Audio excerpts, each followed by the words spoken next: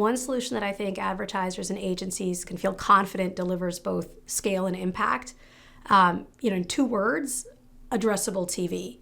And why so confident? I think it's for several reasons. The first is that we know and we've been able to prove that addressable TV adds incremental reach of 20 to 30% to a campaign, a linear campaign, whether it's large or small, kind of varies 20 to 30%, but it's meaningful incremental reach.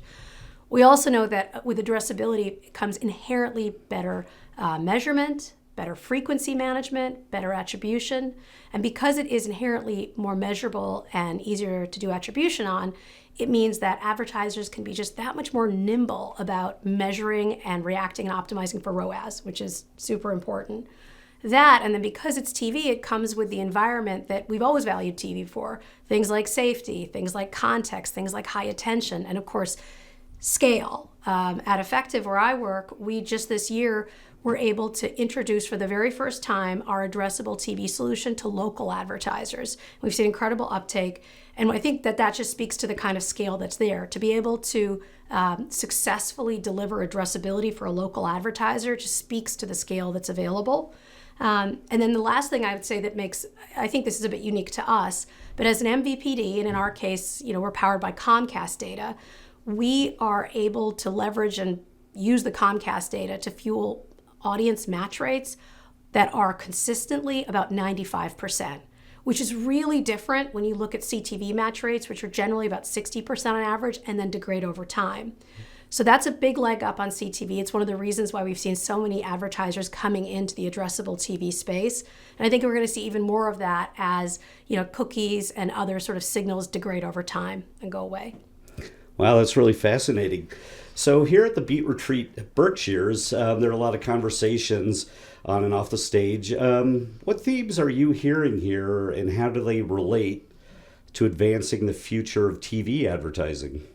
So for as long as I've been in the advertising industry and as long as I've been coming to Beet Retreats, lots changes, but some things just stay the same. And some of the things that stay the same are the themes of the conversations. When you get through kind of the news of the day and the noise, people are still talking about things like inventory value and quality and scale. And so that hasn't changed.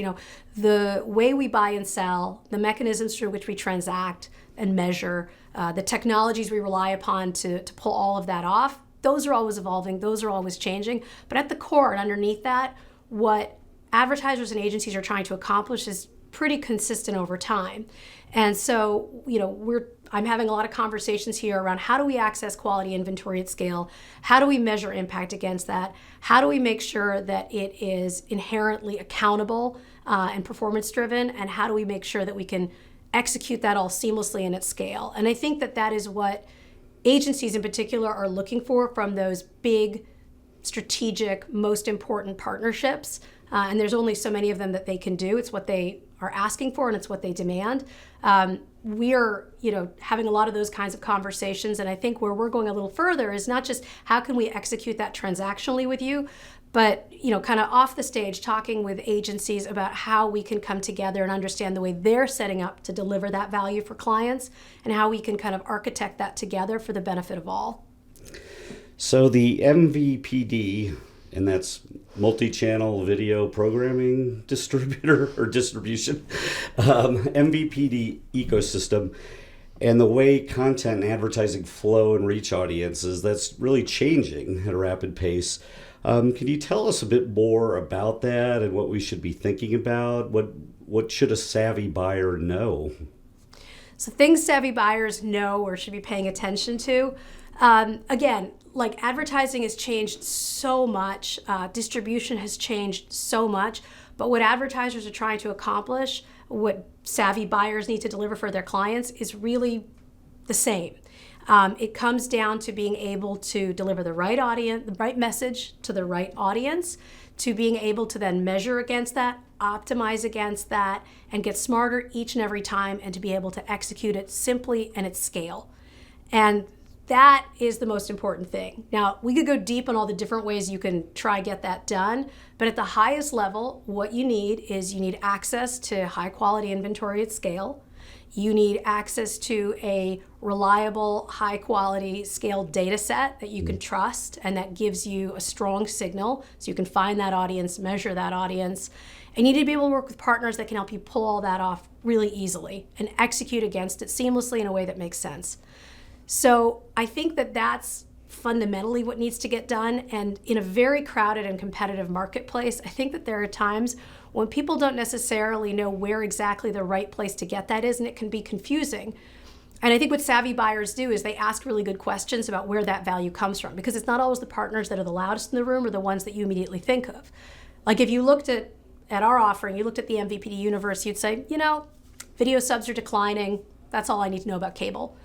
And you would be correct that the video sub universe is declining. But what you'd miss out, and what I think savvy buyers see, is that the cable universe is still actually pretty significant. The video sub universe is not insignificant. But more importantly, if you look at a provider like us, we're the largest broadband provider in the United States. So we have this incredible data set that we can bring to bear with these sort of 95% plus consistent match rates. And that's really, really important and drives a ton of value. Not only that, but we're not just sitting back and just watching that happen. We're actually investing in next generation distribution mechanisms through ventures like Zumo or services like Now TV. So there's so much value that's still there. And I think a savvy buyer knows to look a little bit deeper and to not just take it at first blush. And that's how they carve out unique value for their customers.